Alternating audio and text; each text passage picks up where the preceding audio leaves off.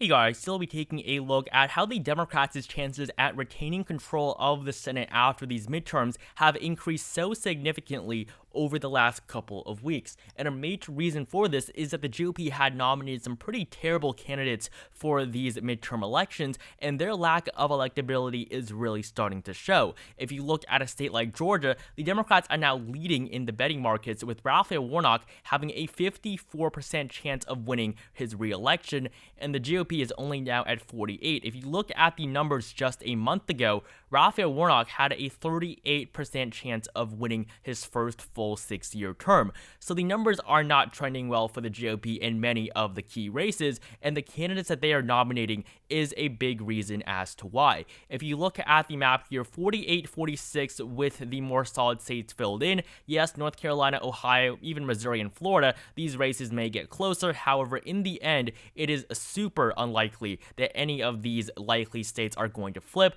The GOP is not going to win Colorado or Washington. The Democrats, realistically at this point, are not going to win in Ohio or North Carolina. Ohio may actually be pretty competitive, but at this point in time, signs do point to still a relatively mediocre GOP victory. But if you look at these 6 toss-up races, these really are the 6 races where you may actually see flips in this November, and these are the races that are going to decide the makeup of the balance of power in the upper chamber after these elections. And currently, the Democratic Party does go into the midterm elections with a slight disadvantage. Looking at these 6 key races, they do hold 4 of them currently. The states of New Hampshire, Georgia, Arizona, and Nevada are currently held by Democrats, while the GOP only has to defend 2 seats. However, the good news here is that the Democratic Party only needs 50 seats to win. However, the GOP has to flip one of these 4 key races and hold on to both Wisconsin and Pennsylvania, which may actually prove to be relatively difficult. If they do lose Pennsylvania, they will then have to flip 2 out of the 4 seats that are held by the Democrats that are really in the toss-up category. So looking at these races, starting off again with the state of Georgia, where Raphael Warnock is running for re-election against Herschel Walker. Herschel Walker has never been a good candidate. He has a history of domestic violence. He has a lot of accusations against him. He has a history of depression. He has also not mentioned many of his children and also bashes absentee fathers. So Herschel Walker really is not a perfect candidate at all. And the polling numbers are starting to show this. If you look at the polling for the Senate race in Georgia, Raphael Warnock leads by 10 points in the latest poll that has been released from Quinnipiac University. In the previous poll from Quinnipiac, Herschel Walker was ahead by 1 point. So this is a 10-point swing from just this one pollster. If you look at a poll from East Carolina University, Warnock +1, and this poll from Survey USA, Raphael Warnock leads by 5 points. And these are A-rated pollsters. So Herschel Walker has not led in a poll since early April of this year, and that is alarming for his campaign. Raphael Warnock now, for the first time, has taken the lead in the polling average. Of course, we will see a lot more polls out for this race. This will be one of the biggest ones this November, but as of right now, Raphael Warnock has actually taken the lead, and if you look at the Politico forecast for the state of Georgia, a big reason why is because of candidate quality. Simply, Herschel Walker is not a good candidate, and that is why Raphael Warnock is doing so well right now. The Democratic Party had not been leading in the betting odds for over a year until this point, but as more things are coming out about Herschel Walker and a lot of the nonsensical statements that he's made is starting to affect him, of course his numbers are going down. The Democratic Party is also favored in terms of having the incumbency, and long-term trends in Georgia do favor Democrats, as of course Joe Biden just won the state on the presidential level, and both Georgia Senate seats right now are currently held by Democrats. The only toss-up factor is fundraisings that we're just really going to have to see how much money their campaigns pull in the second quarter of the year. So in the state of Georgia right now, I would say that the Democratic Party has a very slight advantage in this state. Now moving on to the state of Pennsylvania, this is another state that the Republicans should be winning in. Georgia, I mean, even though Joe Biden won it on the presidential level in 2020, it was still a very small margin. 2016, Trump won the state by 5%. 2012, Mitt Romney won the state by 8%. So the state of Georgia, it should be a state that the GOP should be winning in, especially if the Democratic Party is doing so terribly nationwide with an unpopular president and unpopular leaders in Congress. However, the Democratic Party somehow is also doing well in the state of Pennsylvania, where John Fetterman is running against Mehmet Oz to take the seat currently held by Pat Toomey, who will be retiring after this term. And this is probably the most vulnerable GOP-held seat. And looking at the state of Pennsylvania, if Democrats can win Pennsylvania, they can lose one race from the other 4 key races that they currently hold.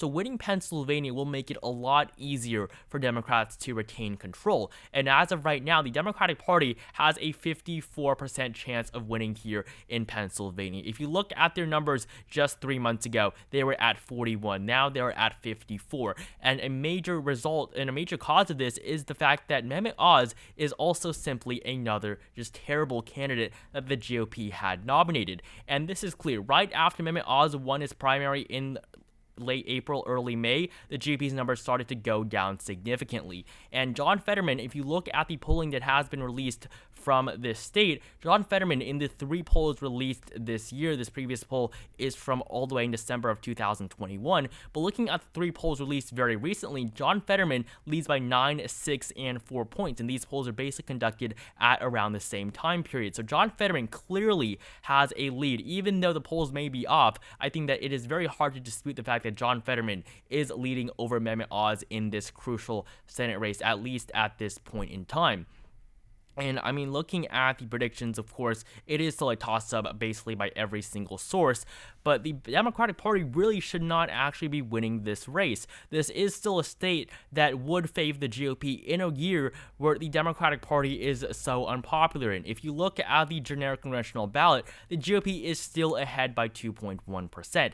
However, the good news here for the Democrats is their numbers have improved. If you look at the latest polls since Roe v. Wade was overturned on the 24th of June, you will see that the Democratic Party's numbers have actually gone up. In all the polls released from the 24th of June until now, the Democratic Party has led in 4 out of those 5 polls. Only the most recent one shows the GOP up 5. However, 3 of the 5 most recent polls show the Democrats up 7, and this really is a big margin compared to the polls that you've seen over the last couple of months. So the Democratic Party, even in the generic congressional ballot, Roe v. Wade is helping their chances. And in the state of Pennsylvania right now, I would also believe that John Fetterman has a slight advantage. I will categorize all these states as tilt because really they are going to be very close at this point in time.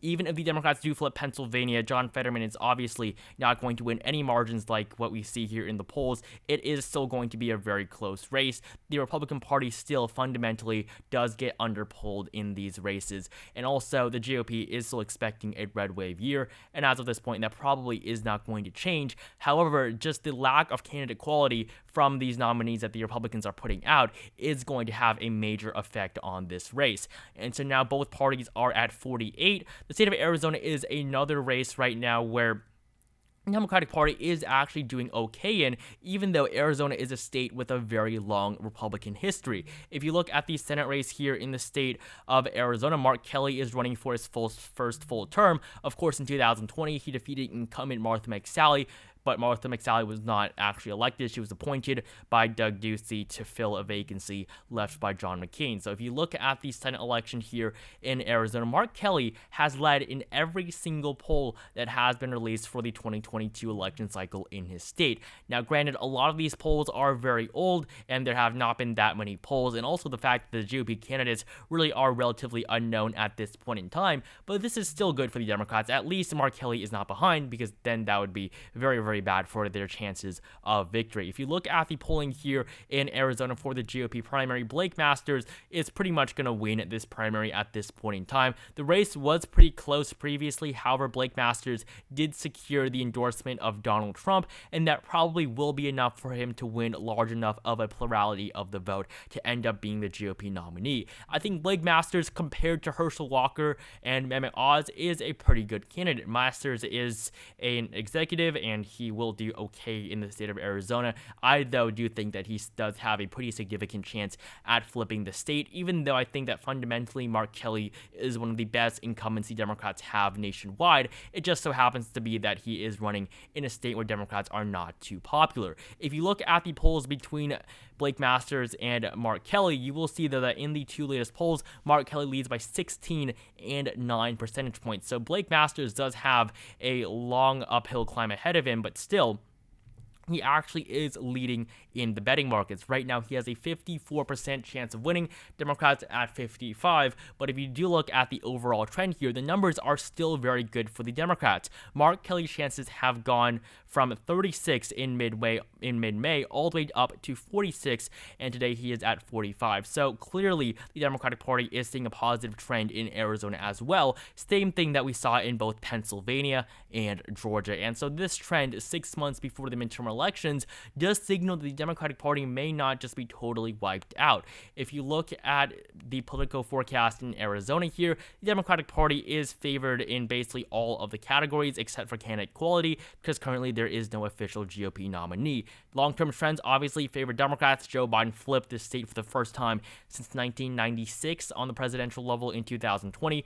Fundraising, Mark Kelly is doing very well in fundraising. He's been a big fundraiser for the Democratic Party, and incumbency, of course, that also does favor the Democrats. So as of right now, I mean, this race may still be a toss-up, but it does show that the Democratic Party won't just be totally obliterated in these midterm elections. I do think right now, though, that Mark Kelly does still have a slight advantage in Arizona. He is still a relatively popular incumbent, and the fact that he's doing so well in the polls does suggest that it will still be very difficult for people to defeat him. Now, I don't actually think that Georgia, Pennsylvania are just necessarily going to go blue. It is still very close, but as of this point in time, it is no doubting that the Democratic Party does have at least a slight advantage in these races.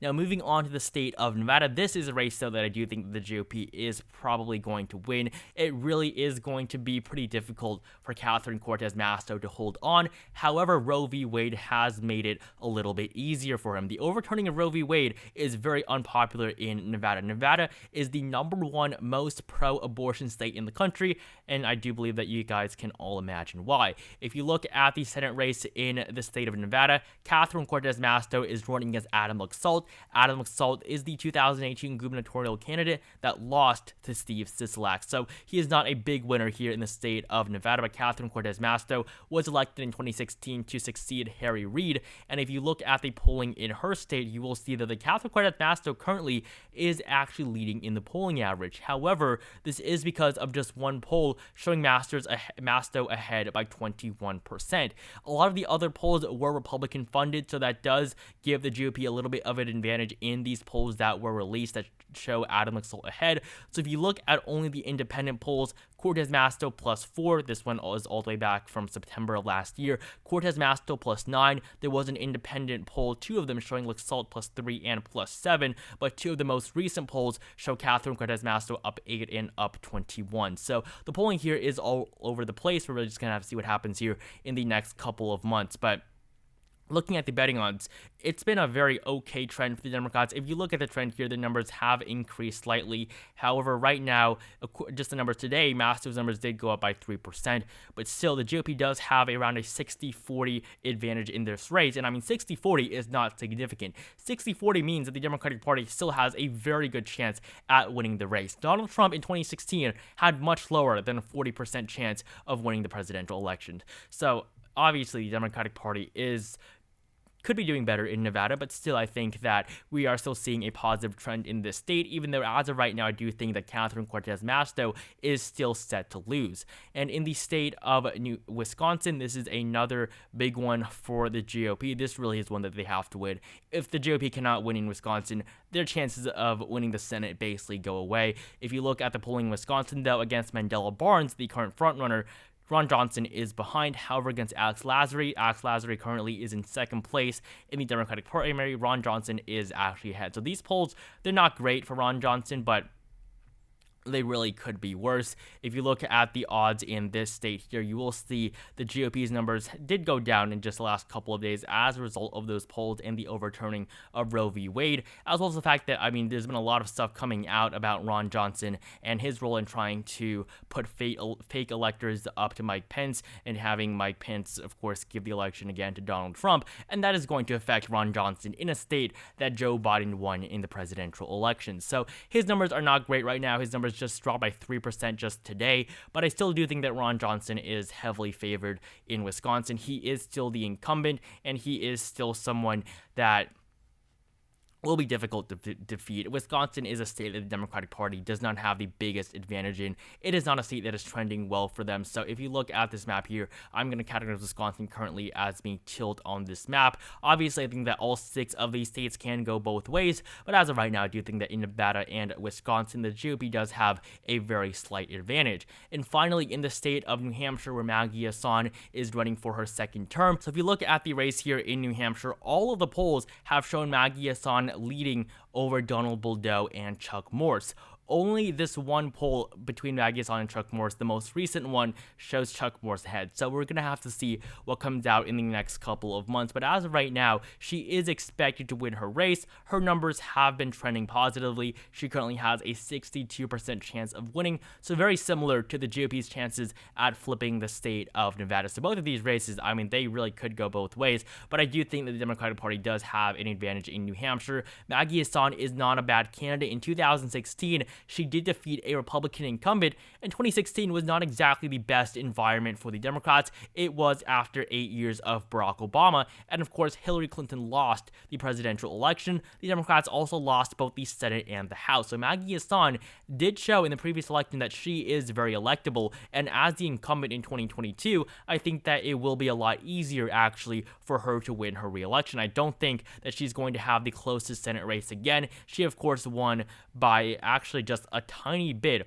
over 1,000 votes. So looking at the map here, I do think obviously Democrats have a slight advantage in New Hampshire. This is not a sort of prediction or anything, but clearly the Democratic Party right now is trending upwards in these midterm elections. And so right now, in terms of which states I give an edge to in the closest 6 races, I do think the Democratic Party could actually end up holding on to Senate control. If you look at the betting odds for who ends up winning the Senate, it is now 64-40. The Democrats' numbers have gone up by 6% just today. So if you look at this chart here, the Democrats' numbers will be all the way up at where my cursor is, the top of my cursor. So it'll go up even more just after today. So the Democratic Party, their odds are looking good as of right now. The overall trend is favoring them, even though the GOP still does have a slightly higher chance. I mean, 60-40 is nothing. 60-40 really means that it could go both ways. So as of right now, I do think the Democratic Party is in a good position heading into the midterms this November, mainly as a result of bad GOP nominees. So thank you guys so much for watching this video. Make sure you like, comment, and subscribe, and I will see you guys in the next video.